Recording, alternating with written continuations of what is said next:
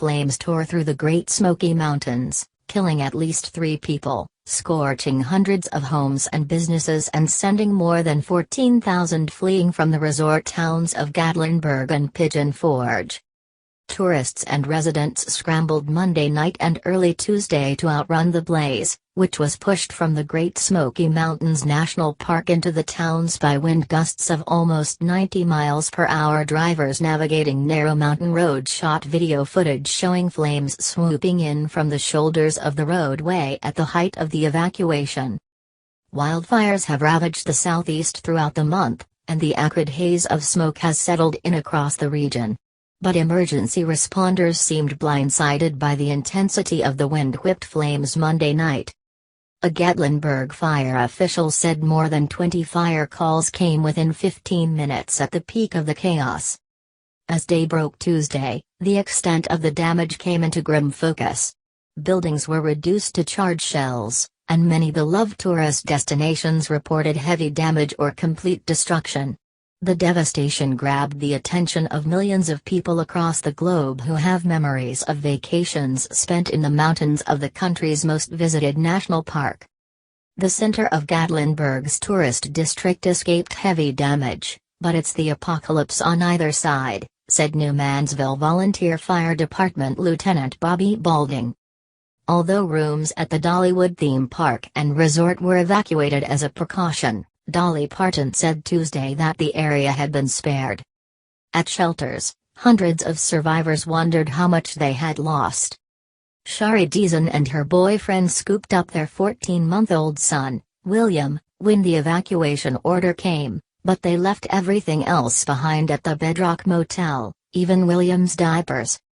"I don't know if we've got a room to go back to," Deason said. "I don't know if we've got anything to go back to." The unprecedented fire began when embers from a wildfire on nearby Chimney Tops Trail in the national park blew into Gatlinburg about 6 p.m. Monday as the heavy winds doubled in speed, according to Gatlinburg Fire Chief Greg Miller. Although arson suspects have been arrested in connection with separate fires this fall, it was not immediately clear what initially sparked this fire.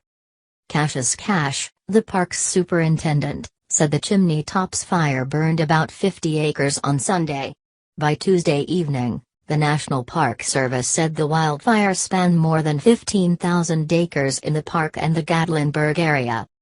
"In my 25 years of federal park service, I've participated in many fires, but none of that could have prepared me for this," Cash said. Emergency workers struggled to douse the flames throughout the day Tuesday, spurring help from across the state. More than 200 firefighters poured into the area from as far west as Memphis, and the Tennessee National Guard used a helicopter to dump water on the flames. The Gatlinburg fire chief said Tuesday that the worst is over, but smoke was still twisting into the sky in the late afternoon.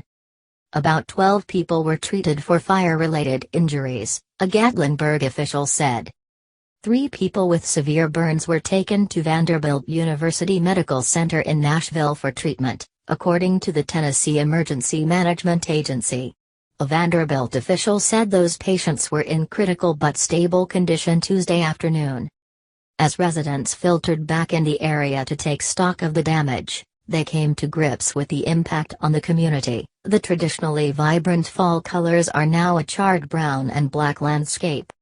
"Many people come from all around the world just to enjoy the beauty of this park and enjoy the beauty of this city," said Brian Nailman, who works at a bank in Gatlinburg and lives in Pigeon Forge. "Everybody's gonna suffer from it.